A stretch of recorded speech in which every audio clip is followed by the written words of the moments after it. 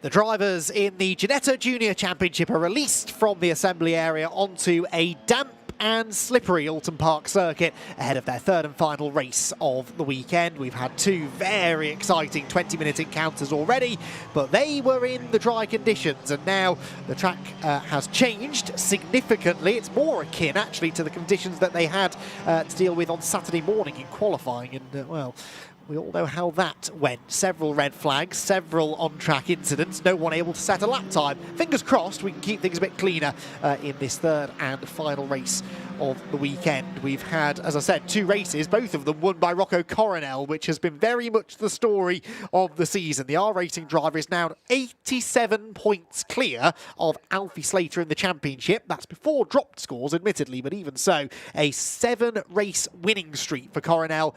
Is that going to continue to 8 here this afternoon? Well, the tricky conditions might just throw a spanner in the works. I don't think we've actually had a wet race yet this year in Ginetta Juniors, certainly not this wet, so who knows, maybe some of the drivers will rise to the occasion and maybe make a bit of a surprise appearance on the top step of the podium. I think anyone other than Rocco Coronel appearing at the top of the podium at this point would be a bit of a surprise. He starts from pole position again as a result of him being the championship leader. Whoops, that's Alfie Slater off before we even get to the grid.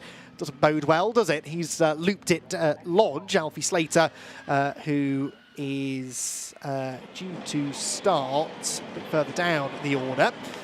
But the race leader, or championship leader I should say, pole sitter, Rocco Coronel, starts from the very front of the field, and that's exactly where he wants to be. Fred Green alongside him is third in the championship, second on the grid. Alfie Slater starting out of position in that respect. He's all the way down in 13th, but was second in the championship coming into this race, and already has found out just how tricky these conditions can be.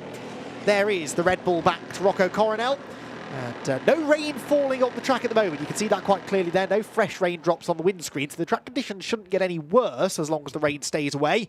Well, there's a tiny bit of drizzle maybe over on the start-finish area, but nothing too significant. Drivers just communicating with team members here as to where they want their strips of tape to be stuck on the barriers and the pit wall. They use these, as I was saying this morning, to line themselves up into the grid positions correctly. However, that wasn't really all that successful earlier on today, because we had two drivers, Scott Lindblom and Alfie Slater, who were both penalised 10 seconds for lining up outside of their grid positions. So it's all well and good being able to do it with the assistance of team members now on the dummy grid, but when the race actually starts, or is about to start, and you have to do that all by yourself, it is quite easy to line up out of position, and penalties will come your way if that's the case. There is Fred Green's number 51 car lining up on the outside of row 1. Might that be an advantage in these conditions? Katrina E, well, I think technically is within the grid position, but not really at the angle. I wouldn't recommend lining up like that when the race starts, Katrina, that's all I'll say, because that's not really the direction of travel that you want to have. She is lined up, in fairness, on the very steep incline up and over Deer's Leap. So maybe she's tried something a bit unorthodox to get a good launch off the line. But as I started to say, maybe the outside line for Fred Green might not be a bad thing into Old Hall, because even in the dry, actually, we see sometimes the outside line is a good place to be, because you can carry more momentum through that quick right-hander. In the wet, then that puts you right on the traditional wet racing line. You steer clear of apexes generally in the wet, because the inside line is rubbered up, and that rubber gets wet and slippery. So steering clear of it usually is a good idea. But as you'll see now on this green flag lap, the majority of the circuit really isn't that wet at all. It's the final sector mainly that had the worst of the rain during the Ginetta GT Championship race half an hour or so ago. The rest of it is not that bad. Rocco Coronel then will be the first to discover what the conditions are like. He starts on pole position alongside Fred Green.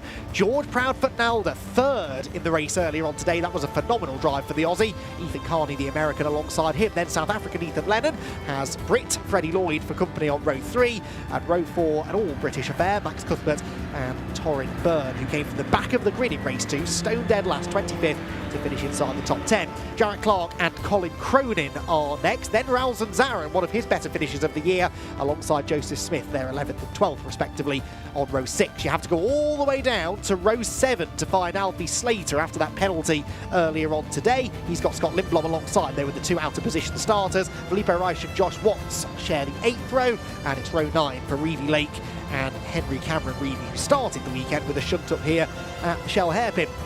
Noah Young and Harry Bartle complete the top 20. Josh Henry and Katrina E are 22nd. Emilio Del Grosso's car was in the wars a bit earlier on today. Emilio will start 23rd alongside Matthew Chihuahua, and Felix Livesey is the driver who this time brings up the rear of the field, but we know Felix is quicker than that. He was amazingly the only non-finisher out of the race earlier on today, and I say amazingly because those of you who tuned in will remember, I'm sure, the utter chaos that the final few laps of that race brought. But despite a lot of shuffling for position and a little bit of trading of paint, only one driver ended up not finishing the race. So good, a low level of attrition in that race earlier on. We saw the two onboards there on courtesy of Scott Lindblom and Josh Watts, who start pretty close to each other actually, 14th and 16th respectively on the grid. And it is our racing driver, Rocco Coronel, on pole. Fred Green for Elite Motorsport second, and George Proudfoot-Nolder for MDD Racing third, in a series that's been rather dominated by, well, specifically our racing of late, with Elite Motorsport giving them a run for their money. It's nice to see the MDD car up there towards the front of the field. And Ethan Lennon, 5th for Pace Performance, 6th place Freddie Lloyd for Fox Motorsport. So in that second race of the weekend, we had 4 different teams represented, 5 different teams, I should say, represented in the top half dozen, which is nice to see, actually. So onboard cameras telling us that it's not raining right now in the final part of the lap. But is that still going to be the case by the end of the 20 minutes? The weather's been so changeable this afternoon. The skies are pretty much completely grey. There are lighter patches, there are darker patches, and if the darker patches come our way, it may get wetter. But if it doesn't, then the track conditions are going to be evolving as the race goes on, particularly, like I said, in this final sector. Druids and Lodge Corners are the ones that were the wettest to start with, and as I made the point in the Ginetta GT race earlier on today, they are the last bits of the track to dry, because that's where you have the most tree coverage over the circuit. So it gets very slippery there, and it often takes a bit longer to dry out. Unsurprisingly, Fred Green and Rocco Coronel giving themselves plenty of breathing room when it comes to where they line up in their grid slot after the penalties that befell those two drivers in the race earlier on today. There is one of those drivers, Alfie Slater, pulling in to 13th on the grid. He and Scott Lindblom definitely two to watch for from the 7th row of the grid. They both have podium and indeed race winning potential. Can anyone, though, stop the Rocco Coronel charge? Win number 8 in a row, is that coming his way? Well, we'll find out in 20 minutes' time. The lights go out, and it's a good start made by the R-Racing driver from pole position. Not a great start from Fred Green, I'd say, on the outside, though. And yes, George Proudfoot-Nolder is up the inside into Old Hall Corner, so the Aussie going for second place and gets his nose ahead as they turn into the corner. A few of them skating sideways further back. There's a bit of contact there from Ralston Zarin to Alfie Slater, but good job there for them all to get through that first corner without anyone pointing the wrong way. We ride on board with Scott Lindblom as we head towards Cascades, and still drivers feeling for the grip. Proudfoot-Nolder does get ahead of Fred Green, and George's very impressive weekend continues to get better and better every time he hits the track. This is the highest he's run, I believe, all season now, and he will try and set off after Rocco Coronel. Great start from Ethan Lennon as well there. He's in this lead group in 4th. And Max Cuthbert looks to have come up into 5th position. So a few drivers moving up a position or two through that first couple of corners. Now up through the Shell Hairpin, they tiptoe their way in, searching for the grip. There is no spray though, so it's not that wet. They will all be on wet tyres, I'm sure, for this race, but they'll have to look after those tyres, I think, if it doesn't rain again. Down towards the Britain chicane, Rocco Coronel squirms over the curb. And George Proudfoot-Nolder's car not really wanting to turn into the right-hand part of that chicane. Bounce over the grass there for the 67 car. And Freddie Lloyd will rejoin right back where he was, really, which was alongside Ethan Carney. Carney, though, has got an Elite Motorsport teammate behind him to give him a shove. That was Joseph Smith. And they both may go past the 67 car over Hilltop. There they are in the background. Freddie Lloyd trying to hang on around the outside, but he's got very little grip and very little space to work with. Just forces the issue in the end and finds a gap between the two elite cars, or does he? No, looked like Joseph Smith was coming back at him through Knickerbrook Corner. It's been a remarkably clean opening lap, though. I have to say 10 out of 10 to the drivers, who, for some of them, will be making maybe their first wet weather start here, so particularly impressive that we've not had any issues in the pack, although 3 abreast into Druids is not advisable. That was Freddie Lloyd, I think, losing more ground. Yet the inside goes the 55 machine of Clark, Jarrett Clark that is, and Lloyd gets a bit of a tap from another car to his inside. That was Zarin, I think. We're on board now with Josh Watts, who takes advantage of that, gets to the inside into Lodge, which is exactly what Max Cuthbert was trying to do to Ethan Lennon, but nothing doing for 4th position. Leaders come through then. Rocco Coronel is already starting to get away. This is ominous for the rest of the field. That gap might be over a second already at the end of lap 1. Someone's going slowly, and it's it's Scott Lindblom. Scott Lindblom was slow out of Lodge. I think another car was delayed in all of that as well, and Scott raises his hand in frustration. What more can he do? As soon as you lose that momentum in a category like this, you are going to lose a handful of places, and there was nothing he could do about it, I'm afraid. So Scott Lindblom comes across the line 21st. To put that into perspective, remember, he shared the 7th row with Alfie Slater, who is up to 10th. Ethan Lennon there runs a bit wide, not quite as wide as Joseph Smith does behind, but that won't cost Joseph a place. It will cost Ethan Lennon a position, except he's got his pace performance teammate coming up behind him of Torrin Burns. The 2 white and green cars working together to try and keep Cronin at bay, but Colin Cronin levers his way through. Saw Robert Cronin out in the Ginetta GT race earlier on, taking a gamble on slick tyres that didn't work. No such headaches for Colin Cronin in this race. They're all on the same tyre. Manages to pick up a position then to go into the top 5 now. Ethan Carney now splits the pace performance cars. Change for second meanwhile. Yes, that is Fred Green ahead of George Proudfoot Nalder. So Fred Green into the runners-up position. And that was a timely move, I think. He'll want to try and get his head down now and see if he can go after Rocco Coronel. There is Rocco, who was 1 second ahead at the start of the lap. He's 1.8 seconds ahead at the end of Sector 1. And that likely will have grown again by the end of Sector 2. Ooh, around the outside goes Joseph Smith. That's the inside of Torrin Burn for the left-hand part of the stop chicane, and he uses every bit of road available to him, regardless of whether that road was being filled by the 18 car, who then ends up losing another place to, that was Slater, I think, wasn't it, coming through. Replay here of what happened to Lindblom. Through Lodge corner we go, and a little bit too much of the right foot. Around he went. Oh, other cars scatter in avoidance. It's a minor miracle. No one collected him there. So it was a spin, I think, all of his own doing, really, for Scott. I apologise, Scott, if there was contact, but I couldn't see any. It just looked like he lit up the rear tyres. You don't think of these cars as being very powerful, and in the grand scheme of things, they're not. But in these conditions, as you can see, getting the power down through that tricky final turn at Lodge is not an easy thing to do. The road sort of plunges away from you just as you're asking for the power, and it's very easy to end up spinning those rear tyres up. So leaders through.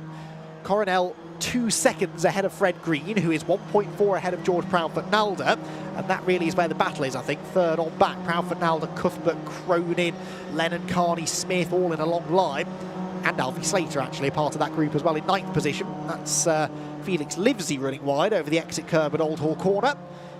They drop down into Cascades, but Rocco Coronel, I mean, I don't want to use the word unstoppable, because the chances of him winning every race this season are not necessarily that high, although you'd have to say he looks very difficult to beat at the moment. This is Scott Lindblom on the recovery drive. He's to the inside of Noah Young now as they head towards Island Bend, and the Red Bull liveried machine, I think, will go through. Well, maybe not. Noah Young turns in and sort of bangs wheels with Lindblom. A little bit unnecessary, but they survived it. And the number 8 car, the Swedish driver, manages to pick another place up, so that will be 17th for Lindblom, and that's not the sort of result that he would have been hoping to be fighting for. Safety car is out though, and this is why Katrina E is off the road. Is that Druids possibly exit of? I'm not sure, but the car is beached in the gravel on the left-hand side. The marshal signalling there that they will need a tow to get that car out of the way. And so, Rocco Coronel's 2-second advantage disappears. Now this is perhaps just a minor speed bump on his route to victory, but it will present him with a bit more of a challenge now. He'd broken clear in the early stages when it was Proudfoot Nalder in second, but Fred Green, I think, has got a bit more pace than George, and now he's into second place. He might be able to ask some more serious questions of Rocco Coronel. So safety car will catch the field, or pick the field up at the end of this lap. Just had a purple first sector for Alfie Slater, actually. He was in 9th place. Now, he won't be that grateful for a safety car period because he was already in amongst the top 10 runners. Well, Katrina E walking away through the gravel trap, so not. I thought at first they might be able to tow the car onto the circuit and then Katrina could continue onto the pit lane, but that's not going to be the case. So the recovery JCB arrives on the scene. It shouldn't take too long to pull that car out of the way. Maybe there's damage to the car that we can't see on the right-hand side of it, but Katrina E's race is run, that much is for sure. So Rocco Coronel brings them very slowly down into Lodge Corner. They are going through a yellow flag zone and under a safety car period, I suppose. But he's in no hurry, I don't think, to get this race back underway, because he knows when he does, he will have a bit more of a fight on his hands. Yesterday's first race was a race that you'd have to say was the best opportunity in a while, really, to beat Rocco Coronel. But they still couldn't do it then. Joseph Smith, Fred Green, Alfie Slater, they all had a go, but for much of the race, Rocco wasn't in the lead, but once he did hit the front 10 minutes in, he never really looked that likely to be shaken back out of it. But will this restart in a few minutes' time present an opportunity for Fred Green to manoeuvre his way through? Fred, third in the championship, 14 behind Alfie Slater, 14 points behind Alfie Slater. So with Slater running down in ninth, this is an opportunity for Fred to pick up a position. This is all before dropped scores, but after this weekend, we'll have completed 9 of 24 rounds, so we are past the 1/3 mark in the championship. Well, we're at the 1/3 mark now, I suppose, with 8 races done. So it will be the time of the season that some of the teams start directing their attention to the dropped scores. 2 drop scores for each driver, so their 2 lowest finishes they can forget all about, essentially. For some, that will be a non-finish, as is the case for Katrina E. Don't think that's Katrina's first non-score, though. No, it's not. In fact, Katrina's scored 1 point so far this season, that coming at Silverstone last time out. For those in championship contention, of course, those drop scores play rather a bigger role. Rocco Coronel will have to drop 35 points for a race win, and 18 points, which was the very first race of the season at Donington Park when he finished deep in the field. About 7th place, I think he was in that race, when he, rather uncharacteristically as it's turned out, found himself in the wrong place at the wrong time and just couldn't ever make forward progress. He was attempting to on many occasions, but just always seemed to get shuffled out. He learned very quickly, though, didn't he, how to win these Ginetta Junior races. He won the second race the next morning and has not stopped winning since. So he will be dropping a total of 53 championship points. Alfie Slater, meanwhile, his 2 worst scores, well, he had a non-finish yesterday and a 12-pointer at Donington Park. So that, you can begin to see how that starts to bring the championship back together again. So, not going to be handing this championship trophy to Rocco Coronel just yet, but there's no doubt about it. If he keeps winning races with the regularity that he is at the moment, he's not going to be easy to beat. So, Katrina E's car, I can tell you, is out of the gravel trap. I can tell you that because it's just driven past me on the start-finish straight and not come into the pit lane. So Katrina is being allowed to continue in the race for now. That means the track should be clear at Druids, and they'll have to get the JCB out of the way, of course. Maybe there'll be a bit of gravel to be swept up, but fingers crossed we'll go racing this time. We've just ticked into the second half of the race. Lights still on the safety car for now, but it will go out, I imagine, sometime in this final sector. And if it does, Rocco Coronel needs to start turning his attention to the restart. Yes, the lights are out, so Rocco Coronel bunches the field together. And when will he decide to hit the loud pedal and get the race back underway? We're not allowed to overtake before the timing line. It's what you do between accelerating and then going through Lodge Corner and arriving at the timing line can have a significant effect nonetheless. So, through Druids, really bunching them together is Rocco. Fred Green and George Proudfoot-Nalder, the 2 behind. George didn't really seem to have the pace in that first part of the race. Fred Green, though, now that he's back within slipstreaming range, might just have ideas of challenging for the lead. It will all depend on how close he can stick to Rocco on the restart. You can see the gravel on the road there on the run into Lodge that's come out of Katrina E's car. Rocco Looks like he's accelerating now through Lodge. Oh, and he's sideways, very sideways, and that will stack the field together because Fred Green's not allowed to overtake him yet. So a rare mistake for Rocco Coronel, and Fred Green is always pushing him across the line. Just a little bit too eager on the right foot there, just as he crested that hill that caught his teammate Lindblom out earlier, and they're all together now as they head to Oulton Corner. Triumphant with a very wide line, not as wide as Ethan Lennon, who's shoveled wide by Cronin, and that is Max Cuthbert going for third as they head down the avenue.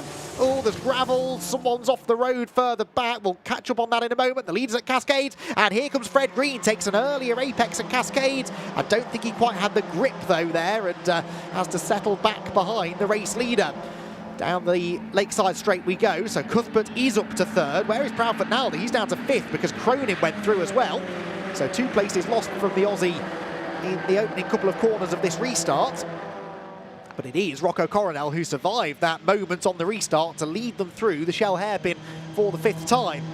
Way wide is Torrin Byrne, the second of the pace performance cars. Right on board with Josh Watts now. That is Freddie Lloyd ahead of us. So we're battling for 11th place. This is about the closest to the top 10 Josh Watts has been all season as well. So a few drivers revelling in the sketchy conditions. Through the Britain's chicane, back over Hilltop.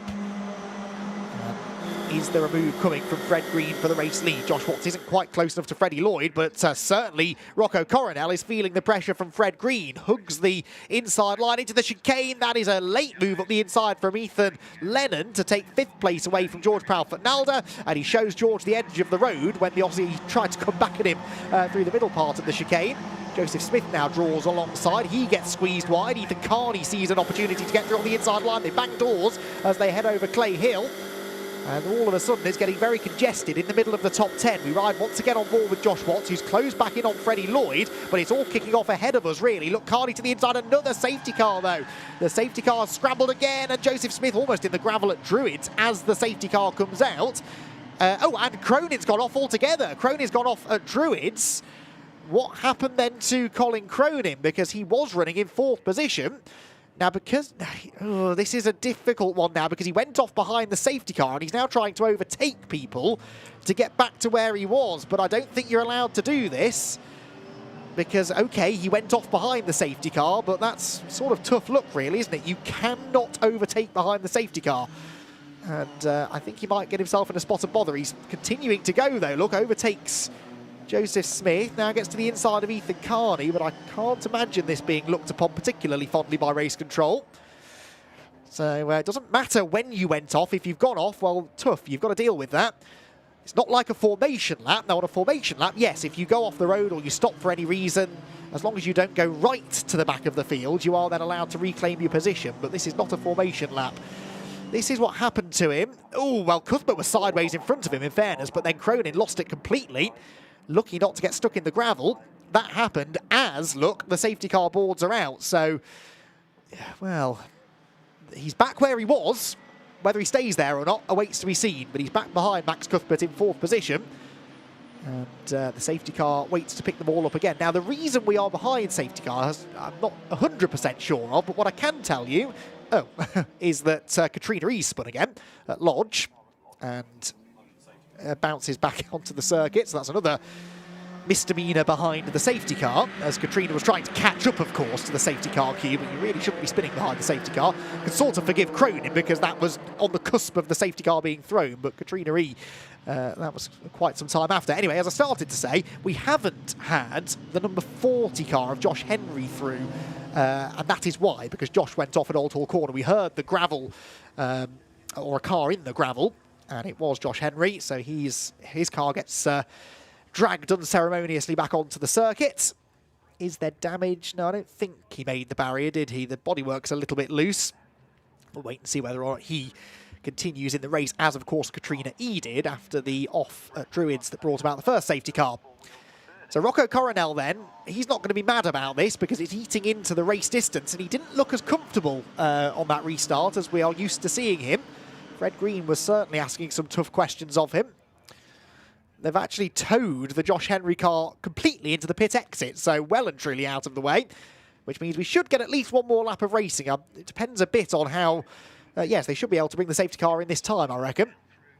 So maybe 2 laps. That might be touch and go, but at least 1 lap of racing we should get. A green flag lap time in these conditions is just under 2 minutes 20. So we'll see. If it's another really slow restart, as it was for Rocco Coronel last time, then that might mean it's a one-lap shootout. But yeah, the point I was making is that Fred Green was certainly applying the pressure to Rocco Coronel. The trouble for Fred is that because the safety car has bunched everyone together, he has got a very racy-looking Max Cuthbert right behind him. Cuthbert looking for his first race win of the season. He's had a best finish of third, and of course if he gets ahead of Fred Green, that would be second. That would be his best finish of the year so far. Safety car lights are out. I think we will have time for 2 more laps, just about. And Rocco Coronel, well, he'll be hoping it's a slightly cleaner restart this time. I wonder whether he might choose to accelerate a bit, either a bit earlier or a bit later than he did last time. He accelerated right on the crest of the hill at Lodge first time round, and that meant the rear broke traction. And he very nearly ended up looping it completely. Will it be a different strategy this time around? Let's see what he does. The safety car is in the pit lane, so Coronel is free to accelerate whenever he wants. Might be trying to run down the clock here. If they cross the line with anything less than about 2 minutes 18 left, then we might not get another lap after this one. So Coronel, yes, he's accelerating quite a bit later. Look, there he goes. Fred Green was pushing him through the corner, but that was a much better restart this time for the championship leader, who's got a Ginetta G40's length or so in hand over Fred Green in second. Fred does not experience the same sort of luxury, though, because he's got Max Cuthbert all over him as they head to Oulton Park corner. So his attention, look, is on defence, and Rocco Coronel can run his own line. That's a move from Ethan Lennon into the side of Cronin, who, not for the first time in this race, is on the grass. That's exactly where Robert Cronin ended up at the start of the Ginetta GT race earlier on, and Colin ends up slipping to the back of the top 10. So Lennon goes 5th, Ethan Carney 6th, and Alfie Slater significantly up to 7th now. Slater, the man who's second place in the championship, picking up positions. Josh Watts is off the road, that's a shame. Josh was very close to the top 10. Oh, careful on the rejoin, Josh. The grass is wet, it's slippery, and luckily he gets the car stopped before it ends up back in the path of traffic. Right, leaders at Shell, nose to tail look. So Fred Green has already undone any damage that was done on the restart when Coronel sort of scooted a car length or so ahead. So that tells me that Fred Green at this point is a bit more confident in the conditions. Maybe the setup is just playing better to these sort of mixed conditions. It's not fully wet, but it's certainly not fully dry either. And maybe Elite Motorsport have landed on a better setup. He is really now applying the pressure as they head through the chicane. Felix Livesey bouncing over the curbs at Britain's, and bouncing over the grass goes the number 55 machine of Jarrett Clark, who's running in 13th place. Leading 3, though, pretty much as 1 as they arrive at Hislops. Oh, and Ethan Lennon, a late lunge to the inside of George Proudfoot-Nalder. Gets the car stopped. Fair enough, that was unorthodox, but it was a successful pass. And now George might get shuffled out of line because, look, Slater goes to the inside of him as well. He's given the squeeze on the exit. He's sideways on the grass. And Joseph Smith sees a chance. He's got a slight overlap, I think, as they head to Clay Hill. And that could be another few positions that will be lost, I'm afraid, by the time we get to the top of the hill. No, George has slotted just in front of the elite cars, actually. Did well to do that because it looked like Joseph Smith was alongside him. Freddie Lloyd there on the outside of a recovering Robert Cronin, who is desperately trying to scythe his way back through the field. Now, are we going to get another... Oh, there's a car off, I think, in the background. Was there at Druids? We'll get to that in a moment. Yes, there was a car. No, a young baby bouncing onto the grass. This for the race lead, though. Fred Green round the outside at Lodge Corner. The checkered flag is waiting, and it's going to be almost a photo finish. Has Fred Green stolen it on the line? Too close to call by 0.003 of a second. Fred Green, according to the timing screen anyway, has won the race. Oh, there's been a big shunt between Freddie Lloyd and the number 15 car, that was, of Joseph Smith at Lodge, on the exit of Lodge, really. But Fred Green might have just won that race. Now, the reason I say might is that whenever it's that close, we're talking a matter of an inch or two, they will always refer to the photo finish camera on the start, on the timing line, the finish line, and they'll have a proper look to see whose nose was ahead. He set the fastest lap of the race whilst making that overtake as well. This is what we've got of it, and maybe by a couple of inches it's Fred Green, but it is almost too close to call that one. For now, we'll go with what the timing screen says, and that says that Rocco Coronel's 7-race winning streak has come to an end, and Fred Green gets his first victory in the Ginetta Junior Championship. 4 times this year he's been a runner-up, and finally he made something happen. We weren't sure if they were going to get another lap in or not, and well, eventually the checkered flag did wave. That is Joseph Smith, well, what's left of Joseph Smith's car car in the pit lane. The good news is that he is okay, and I don't see Freddie Lloyd's car at the side of the road either when I look out of the commentary box window, so I think he's managed to get going again. But the Elite Motorsport team will have some work to do on that car before we next see it out on circuit at Snetterton in July. But they will be celebrating still this race victory for Fred Green. We'll get to how he did that in a moment. This is what happened at the last corner. So Alfie Slater runs wide. Oh, Joseph Smith tangles with Proudfoot Nalder, who also spins. And there, Freddie Lloyd just could not quite get past the rotating number 15 car. So George Proudfoot Nalder was involved in that too. And yes, he came across the line 20th. So that's a shame for George after what had been a really strong weekend to that point. But a bigger misfortune, I suppose, for Joseph Smith and Freddie Lloyd, both of whose cars ended up sustaining significant damage. Fred Green, though, gets his first victory of the season by the narrowest of margins. 3 thousandths of a second, his winning margin over Rocco Coronel, with Max Cuthbert in third position. Ethan Lennon was fourth, Alfie Slater, the best non-rookie, in fifth, ahead of Colin Cronin, and Scott Lindblom, seventh position at the end after a fighting drive through from 14th on the grid. Felix Livesey was eighth, ninth Jarrett Clark, and Rouse and Zarin in the top 10, ahead of Emilio Del Grosso and Ethan Carney. Then it was Felipe Raish, Reedy Lake, Torin Byrne, Henry Cameron, Noah Young, Matthew Chihuahua, Harry Bartle, and the luckless George Proudfoot Nalder, who completes the top 20. Josh Watson was 21st, and Joseph Smith 22nd, limped across the line technically in the pit lane. Freddie Lloyd, Katrina E, and Josh Henry, I fear, will all be not classified as finishers after their various dramas towards the end of the race. Well, what a dramatic race it was. 2 safety car periods, changeable conditions, and at long last, someone has stopped Rocco Coronel in his tracks, and none other than the man who I think will now move into second place in the championship, Fred Green. He came into that race 14 points adrift of Alfie Slater. And Alfie ended up 5th, so maybe not, but they'll be very close for second in the championship, that's for sure. And we'll have to see at Snetterton exactly what that means for the point situation, but we certainly were treated to a Ginetta Junior Classic there. Lots of drama, few incidents along the way, but I suppose you expect that in those sort of conditions. A brilliant display of racing, though, between those top two, and Fred Green with the round the outside move. It's the move that won Harry Gamble the Ginetta GT race earlier on today, and this time it works for Fred Green. The third and final race for the Ginetta Juniors at Oulton Park took place in damp and tricky conditions, and it was Rocco Coronel once again who led the field away from pole position. Fred Green was keen to get himself onto his tail, but lost out briefly to George Proudfoot Nalder at the first corner. There was a little bit of paint traded further back, but generally a clean run through the first few corners. At the end of the opening lap, though, Scott Lindblom found out just how treacherous the conditions were, with a spin at Lodge, from which he was lucky to emerge with no damage. There was an early safety car period for Katrina E, whose car was in the gravel at Druids. Upon the restart, George Proudfoot Nalder was trying to get involved in the lead battle, but ultimately didn't seem to quite have the pace in the wet that he'd had earlier in the weekend.